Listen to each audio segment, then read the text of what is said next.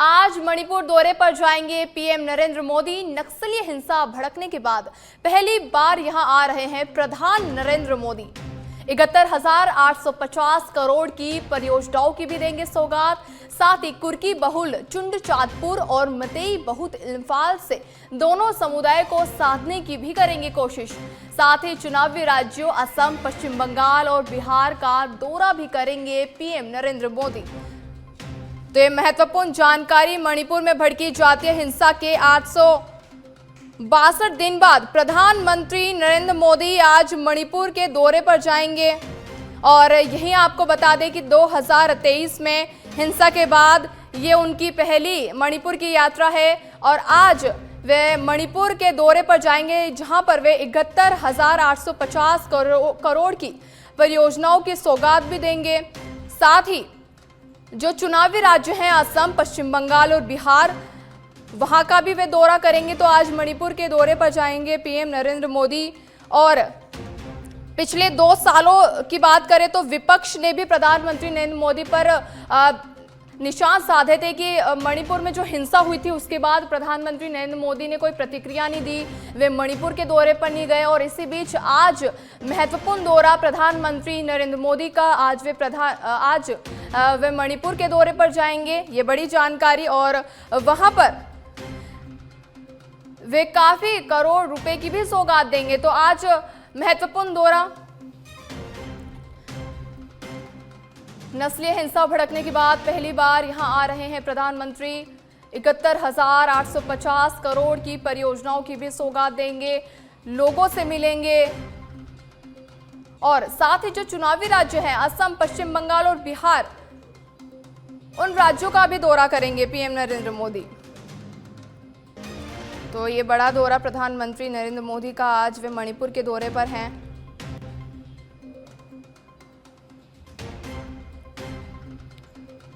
तो 2023 की हिंसा के बाद ये उनकी पहली यात्रा है और जहां पर वे 71,850 करोड़ की सौगात देंगे, परियोजनाओं की सौगात देंगे, लोगों से संवाद करेंगे। ये प्रधानमंत्री नरेंद्र मोदी का महत्वपूर्ण दौरा माना जा रहा है, क्योंकि हिंसा के बाद जिस तरीके से मैंने आपको बताया कि 862 दिनों के बाद आज वे मणिपुर के दौरे पर जाएंगे और हिंसा के बाद ये उनका पहला दौरा होगा मणिपुर की ओर।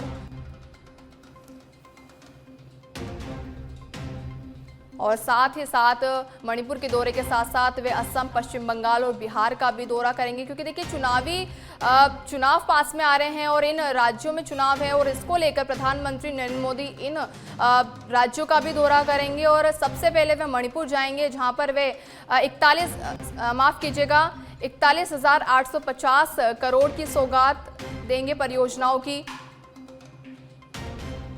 तो ये आज उनका प्रस्तावित कार्यक्रम है। ये महत्वपूर्ण जानकारी है, बड़ी जानकारी सबसे पहले आपके पास कि आज प्रधानमंत्री नरेंद्र मोदी मणिपुर के दौरे पर जाएंगे।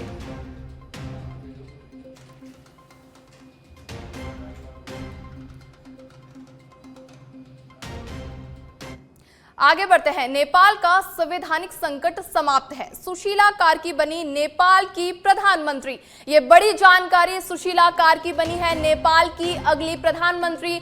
भारत ने शांति स्थिरता की जताई है उम्मीद। साथ ही 7 घंटे की बैठक में निकला है कार्की को पीएम बनाने का रास्ता। देखिए 7 घंटे की बैठक हुई थी और जिसके बाद ये निर्णय लिया गया कि कार्की को अगला नेपाल का पीएम बनाया जाएगा। साथ ही राष्ट्रपति पौडेल ने शीतल निवास में कार्की को शपथ दिलाई है। ये भी बताते चले कि 6 महीने में होगा अंतरिम सरकार का कार्यालय। मार्च में 2026 में कराया जा सकता है संसदीय चुनाव। ये बड़ी जानकारी। हिंसा के जिम्मेदारों पर कार्रवाई करने के लिए न्यायिक आयोग, सुशासन के लिए भ्रष्टाचार निवारक आयोग बनेगा। साथ ही बैठक में राष्ट्रपति के साथ सेना प्रमुख सिगडेल कागुनविद कार्यालय, वही कार्की और जेनजी के प्रतिनिधि भी शामिल हुए थे।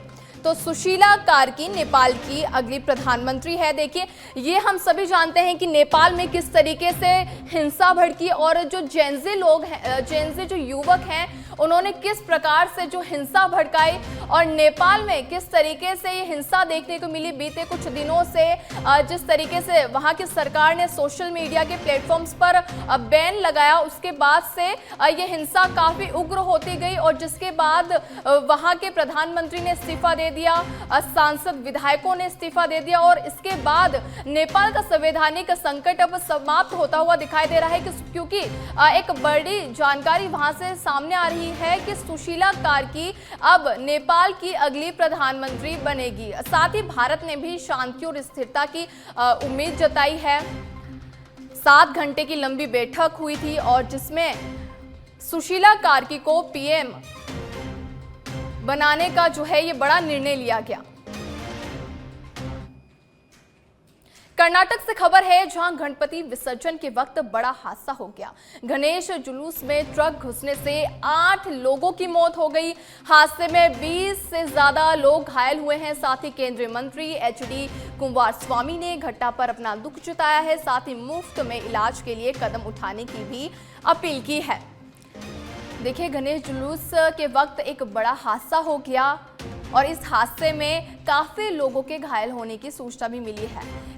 लगभग 20 लोगों से ज़्यादा जो लोग हैं वो घायल हो गए और केंद्रीय मंत्री कुमारस्वामी ने इस घटना का खुद जायज़ा लिया है और उन्होंने बड़ी अपील की है कि मुफ्त में इलाज करवाया जाएगा क्योंकि जो लोग घायल हुए हैं उनकी मदद के लिए कर्नाटक सरकार सबसे पहले कदम बढ़ाती हुई दिखाई दे रही है और उन्होंने ये निर्णय लिया है कि जो ये बड़ा हादसा हुआ है, इस हादसे में जो नुकसान हुआ है उसके तो भरपाई नहीं हो पाएगी, लेकिन हाँ, सरकार की तरफ से ये मदद की गई है कि जो भी लोग इस हादसे में घायल हुए हैं, जो चोटिल हुए हैं, जिनको ज़्यादा हानि हुई है, तो उनके लिए मुफ्त में जो इलाज है वे करवाया जाएगा। तो कर्नाटक से बड़ी जानकारी सामने आ रही है।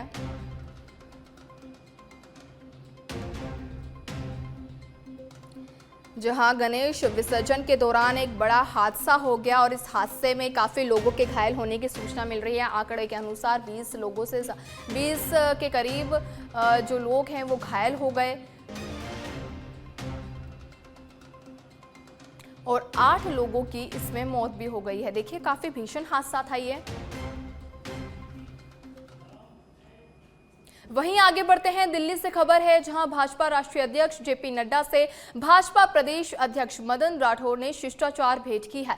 इस दौरान मदन राठौर ने जेपी नड्डा से संगठनात्मक विषयों और आगामी अभियानों पर चर्चा कर उनका मार्गदर्शन प्राप्त किया है।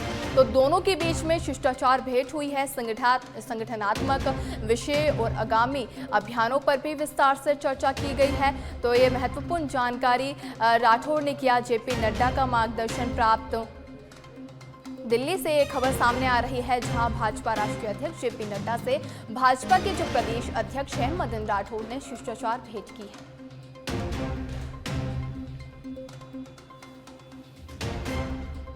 तो दोनों के बीच में शिष्टाचार भेंट हुई है और कई विषयों पर भी चर्चा की गई है संपूर्ण तरीके से।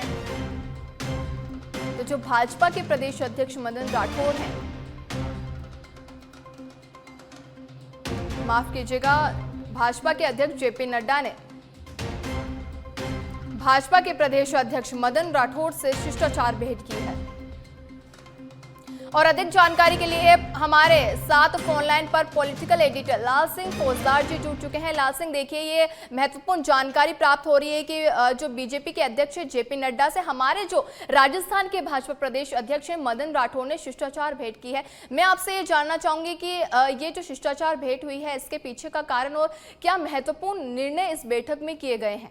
लाल सिंह, देखिए, इसमें कल राष्ट्रपति का शपथ ग्रहण समारोह था तो तमाम प्रदेश के कई नेताओं ने उसमें शिरकत की। मुख्यमंत्री भजनलाल शर्मा भी मौजूद रहे, प्रदेश अध्यक्ष मदन राठौर भी मौजूद रहे और प्रदेश प्रभारी राधा मोहन दास अग्रवाल सहित कई नेता मौजूद रहे। तो इस दौरान ये एक अहम मुलाकात है क्योंकि प्रदेश अध्यक्ष मदन राठौर की मुलाकात हुई। हालांकि इसको शिष्टाचार मुलाकात बताना चाह रहा है, लेकिन एक लंबे समय से इसमें हम इंतजार कर रहे हैं भारतीय जनता पार्टी के टीम का कि मदन राठौर की टीम की घोषणा कब हो जाएगी। और इस तरह की लगातार सूचना सामने आ रही थी कि टीम बनाकर ऊपर भेज दी गई है, यानी दिल्ली भेज दी गई है, हरी झंडी मिलने का इंतजार है। तो इसको उससे जोड़कर भी देखा जा रहा है इसके साथ ही कल मुख्यमंत्री भजनलाल शर्मा भी दिल्ली रहे, तो उस दौरान की जेपी नड्डा से मुलाकात हुई। इसके साथ ही प्रहलाद जोशी से मुलाकात हुई और इन नेताओं से मुलाकात हुई। और सीएम भजनलाल शर्मा तो जब दिल्ली जाते हैं प्रयास ये करते हैं कि राजस्थान और केंद्र सरकार की जितनी भी योजना चल रही हैं उन योजनाओं में कितना हम केंद्र से जो लेना है उसको ले सकते हैं। तो जब भी उनका दौरा होता है, हालांकि कल उनका दौरा उपराष्ट्रपति शपथ ग्रहण समारोह में कार्यक्रम में भाग लेने के लिए था, लेकिन उस वक्त भी उन्होंने इस बात को ध्यान में रखा कि प्रदेश में चल रही तमाम योजनाओं को कैसे फायदा पहुंचाया जा सकता है, कैसे उन योजनाओं की केंद्र की जो सहायता मिलती है वो जल्दी मिल सके। लिहाजा सीएम भजनलाल शर्मा की भी मुलाकात काफी अहम रही। लेकिन दोनों नेताओं की मुलाकात जेपी नड्डा से होना इस बात के भी संकेत दे रहे हैं कि कहीं ना कहीं टीम जो राठौड़ है वो टीम तैयार होने की बात हो सकती है, या जो कि लंबे समय से एक और चर्चा सियासी गलियारों में है इसमें कि क्या ये मंत्रिमंडल फेरबदल विस्तार को लेकर भी वो चर्चा है। तो तमाम चर्चाएं सियासी गलियारों में इन मुलाकातों के बाद हो गई हुई है, लेकिन फिलहाल इनको शिष्टाचार मुलाकात ही बताया जा रहा है। जी स्नेहा। जी धन्यवाद लाल सिंह इस खबर पर संपूर्ण जानकारी साझा करने के लिए। तो ये जो शिष्टाचार भेंट है ये काफी अहम मानी जा रही है। राजधानी जयपुर से खबर है, जहां नमो युवा रन नशा मुक्त भारत के लिए 21 सितंबर को प्रदेश के 5 शहरों में नमो युवा रन का आयोजन होने जा रहा है। और इन 5 शहरों में राजधानी जयपुर, जोधपुर, उदयपुर, कोटा और अलवर में होगा ये पूरा आयोजन। एक दिन एक समय पर नमो युवा रन का आयोजन है, सेवा पखवाड़ा के तहत आयोजित होगा ये बड़ा कार्यक्रम। हजारों युवा होंगे इसमें शामिल। साथ ही नमो युवा रन का शुभारंभ अमर जवान ज्योति से होगा, जिसके बाद Vidhan Sabha, Nagar Nigam road, Tonk road, Rambagh circle, Ambedkar circle से होते हुए ये पुनः अमर जवान ज्योति पर इसका समापन होगा। और अधिक जानकारी के लिए फोन लाइन पर हमारे पॉलिटिकल एडिटर लाल सिंह जी जुड़ चुके हैं। लाल सिंह जी, नमो युवा रन का आयोजन जयपुर समेत 5 शहरों में होने जा रहा है, इसको लेकर जानकारी साझा कीजिए। देखिए, इसमें सेवा पखवाड़ा कार्यक्रम आयोजित किया जा रहा है भाजपा की ओर से पूरे देश भर में 17 सितंबर से 2 अक्टूबर तक। इस दौरान तमाम कार्यक्रम आयोजित किए जाएंगे और इसी कड़ी में नमो युवा रन का आयोजित किया जा रहा है, जो पूरे प्रदेश के 5 बड़े शहरों में एक साथ एक ही समय पर निकलेगी। इसमें जयपुर है, जोधपुर है, कोटा है, अलवर है, इन शहरों में ये निकलेगी। और इस दौरान मकसद ये रहेगा कि अधिक से अधिक युवा कैसे इस दौड़ से जुड़े, क्योंकि नशा मुक्त भारत के अभियान को लेकर ये रेस का कार्यक्रम आयोजित किया जा रहा है। इस कड़ी में जयपुर में भी अमर जवान ज्योति से ये रेस शुरू होगी, जिसमें हजारों युवा भाग लेंगे, अलग अलग संस्थाओं से जुड़े हुए, अलग अलग फील्ड से जुड़े हुए युवा। और मकसद यही है कि एक मैसेज युवाओं में दिया जाए कि आपको नशे से दूर रहना है, नशा मुक्त भारत की परिकल्पना को साकार करना है। इस दिशा में इन 5 शहरों में एक ही दिन में एक ही समय पर नमो युवा रन का आयोजित किया जा रहा है। इसमें जी लाल सिंह, आप बने रहिएगा, आपसे और भी जानकारी साझा करेंगे हम। और इसी बीच दिल्ली से भी खबर है, जहां मुख्यमंत्री भजनलाल शर्मा ने उपराष्ट्रपति सीपी राधाकृष्णन से मुलाकात कर शुभकामनाएं समर्पित की है। सीएम भजनलाल शर्मा ने भाजपा के राष्ट्रीय अध्यक्ष जेपी नड्डा, केंद्रीय मंत्री प्रहलाद जोशी और दिल्ली की मुख्यमंत्री रेखा गुप्ता से भी शिष्टाचार भेंट की है।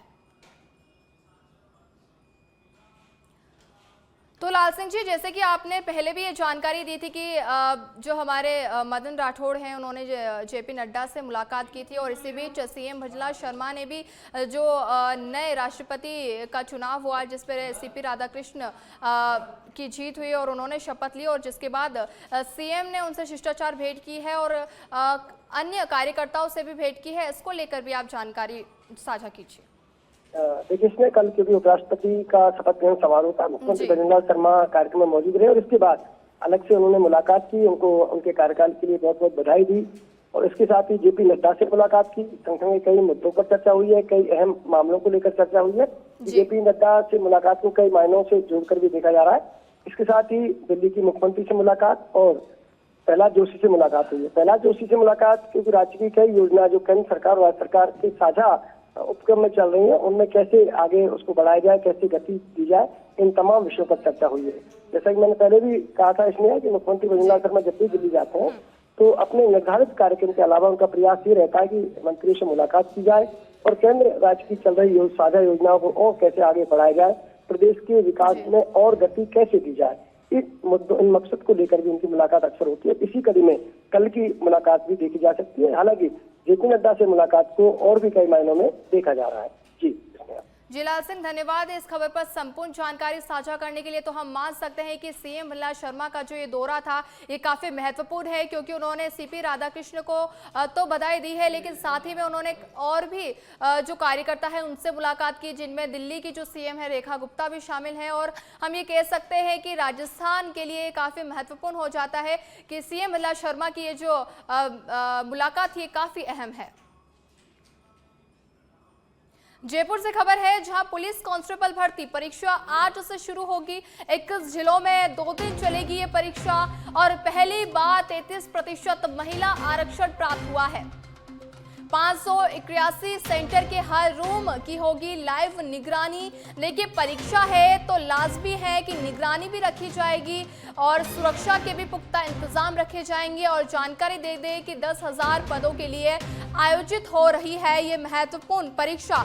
तो महत्वपूर्ण जानकारी है कि जयपुर सहित प्रदेश भर में 2 दिवसीय कांस्टेबल भर्ती परीक्षा 2025 का आयोजन आज से शुरू हो गया है। रविवार को भी ये परीक्षा है और 10,000 पदों के लिए ये परीक्षा आयोजित की जा रही है। और जयपुर के भी विभिन्न केंद्रों में इस परीक्षा का आयोजन किया जा रहा है। और अधिक जानकारी के लिए फोन लाइन पर हमारे सहयोगी कुणाल जुड़ चुके हैं। कुणाल, देखिए, पुलिस कांस्टेबल भर्ती 2025 का आयोजन होने जा रहा है और आज भी होगा, कल भी होगा। इसको लेकर क्या कुछ तैयारियां की गई है, मैं संपूर्ण तरीके से आपसे ये जानना चाहूंगी। देखिए, इसने आपको बता दें कि 13 सितंबर को दोपहर 3 बजे से 5 बजे तक 9 जिलों में ये जो परीक्षा का आयोजन आज होना है। 280 केंद्र इसके लिए बनाए गए हैं। इन 280 केंद्रों पर 1,05,846 अभ्यर्थी जो है परीक्षा देंगे। इसके बाद कल सुबह की पारी में भी ये परीक्षा होगी और शाम की पारी में भी होगी। सुबह की अगर बात करें तो 10 से 12 परीक्षा का आयोजन होगा। ये आयोजन 21 जिलों में होगा। 500 से ज्यादा जो परीक्षा केंद्र है इसके लिए बनाए गए हैं। जो कल की सेकंड पारी होगी सुबह, तो उसमें 2 लाख से ज्यादा जो अभ्यर्थी हैं वो परीक्षा देंगे। और 14 सितंबर को जो 3 से 5 की पारी होगी वो भी 21 जिलों में होगी। वहाँ पे भी 580 जो केंद्र हैं वो बनाए गए हैं। उसमें 2 लाख से ज्यादा अभ्यर्थी जो है परीक्षा देंगे। करीब 5 लाख अभ्यर्थी, 5 लाख से ज्यादा जो अभ्यर्थी हैं परीक्षा में बैठे हैं। अगर हम बात करें परीक्षा केंद्रों की, तो यहाँ पर विशेष रूप से जैमर लगाए गए हैं, सीसीटीवी कैमरे और एआई निगरानी की गई है। क्योंकि आपको बता दें, एक परीक्षा केंद्र पर 5 लोगों को अनुमति है जो भी परीक्षा लेंगे और जो हेल्पर होंगे। उसके अलावा कोई छठा आदमी नहीं घुस सकता। ऐसे में अगर कोई व्यक्ति घुसता है तो एआई से अलर्ट जो है कंट्रोल रूम में वो हो जाएगा। आपको बता दें कि बाकायदा इसके लिए पीएचक्यू में एक कंट्रोल रूम बनाया गया है जिसको लेकर जो है निगरानी रखी जा रही है। किसी भी व्यक्ति को किसी भी तरह की अगर परेशानी आती है तो इसके लिए विशेष रूप से जो है उस सेंटर से संपर्क किया जा सकता है। इसके लिए हेल्पलाइन नंबर भी जारी किए गए हैं। इसके अलावा आपको बता दें कि जो सुरक्षा के 4 चौगन जो व्यवस्था है, सुरक्षा के पुख्ता इंतजाम यहाँ पर किए गए। अगर हम बात करें तो 3 स्तरों पर जो है यहाँ पर जांच होनी है। फेस स्कैनिंग बाकायदा होगी, जो मेटल डिटेक्टर है उससे जांच होगी, ताकि कोई भी व्यक्ति कोई ब्लूटूथ से नकल ना करे। इसके लिए जो पुख्ता व्यवस्था है वो यहाँ पर की जा रही है। जी कुणाल, ये काफी अहम आपने ये बात बताई है कि सुरक्षा को लेकर कोई चूक नहीं की गई है इस बार। लेकिन मैं ये भी आपसे जानना चाहूंगी कि पहली बार 33% आरक्षण के साथ महिला कैंडिडेट ने भी इस पर भाग लिया है, वे भी परीक्षा देने चाहेगी। इस पर भी आप थोड़ी जानकारी साझा कीजिए। ठीक है, क्योंकि हर परीक्षा में अगर हम बात करें, क्योंकि अगर इस परीक्षा की अगर हम बात करें तो इसमें विशेष रूप से जो महिलाओं की नई बटालियन है उसमें जो है उसका गठन यहाँ पर किया गया है। तो उसके तहत आपको बता दें कि अमृता देवी, कालीबाई और पद्मिनी देवी है, उसके नाम से जो है बटालियन शुरू की गई थी। ऐसे 1500 पदों पर जो है इस भर्ती में उनको शामिल किया गया है। तो इन पर भी जो है ये भर्ती परीक्षा का आयोजन होना है। 33% महिलाओं को जो आरक्षण है वो इस भर्ती में, क्योंकि हर भर्ती में होता है ये, क्यों तो इस भर्ती में भी हो, लेकिन इसमें विशेष बात यह है कि जो बजट घोषणा की गई थी उसके तहत 1500 पदों पर जो है भर्ती होनी है। पद्मनी हो गया, कालीबाई हो गया, इस तरह के तमाम जो घोषणा की गई थी बजट घोषणा, उसमें जो है उस घोषणा को कह सकते हैं इस भर्ती में जो है पूरा किया जा रहा है। धन्यवाद कुणाल, इस खबर पर संपूर्ण जानकारी साझा करने के लिए। तो पुलिस कांस्टेबल भर्ती आज और कल इसका आयोजन होने जा रहा है। काफी महत्वपूर्ण परीक्षा है और इसको लेकर प्रशासन भी मुस्तैद है और सारे सुरक्षा के जो पुख्ता इंतजाम है वे भी कर लिए गए हैं।